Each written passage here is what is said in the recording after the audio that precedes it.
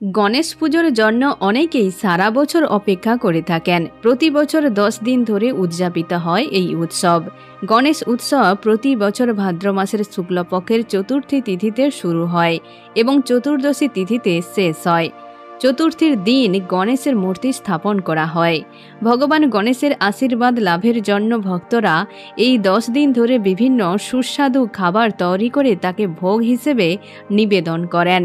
ভগবান গণেশের প্রিয় খাবারগুলির মধ্যে অন্যতম মিষ্টি। তার মধ্যে এই 5টি নিবেদন করলে তিনি সবচেয়ে বেশি প্রসন্ন হন।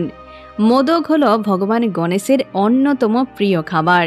গণেশ চতুর্থী উদযাপনের সময় অনেক মিষ্টি নিবেদন করা হয়, তবে মোদক সবচেয়ে উল্লেখযোগ্য। চাল গুঁড়ো, গুড় ও নারকেল দিয়ে মোদক বানানো হয়। এটি তার সবচেয়ে পছন্দের খাবার। কথিত আছে মা পার্বতী নাকি তার প্রিয় পুত্র গণেশকে এই মিষ্টি বানিয়ে খাওয়াতেন, তাই ভগবান গণেশের আরেক নাম মোদক প্রিয়। গণেশ গরিব এবং ধনী উভয়ের উপরই তিনি সমানভাবে দয়া এবং করুণা বর্ষণ করেন। তার কাছে কারও ভেদাভেদ নেই, তাই তিনি খুব সামান্য প্রসাদ ও অসীম ভক্তিতেই প্রসন্ন হন। সকলেই জানেন ভগবান গণেশের প্রিয় লাড্ডুও। যদি মতিচুরের লাড্ডু নিবেদনে অপারগ হন, সেক্ষেত্রে মুড়ির লাড্ডু নিবেদন করতে পারেন। পায়েস ভোগ হিসেবে নিবেদন করতে পারেন। প্রায় প্রতিটি শুভ উৎসবের অবিচ্ছেদ্য অঙ্গ পায়েস, তাই গণেশ উৎসবের সময় দুধ, চিনি, চাল দিয়ে পায়েস বানিয়ে ভগবান গণেশকে নিবেদন করতে পারেন। আরও স্বাদ বাড়ানোর জন্য এতে নারকেল ও এলাচ যোগ করতে পারেন।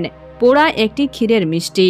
গণেশ পুজোর সময় এটি প্রসাদ হিসেবে করা হয়। এটি ভগবান গণেশের অন্যতম প্রিয় খাবার।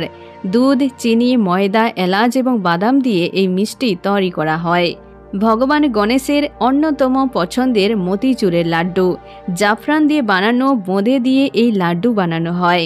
ভগবান গণেশ বিভিন্ন ধরনের লাড্ডু এবং পেড়া খেতে পছন্দ করেন, কিন্তু তার প্রিয় লাড্ডু হল মতিচুর, কারণ এর গন্ধ, রং, স্বাদ অতুলনীয়।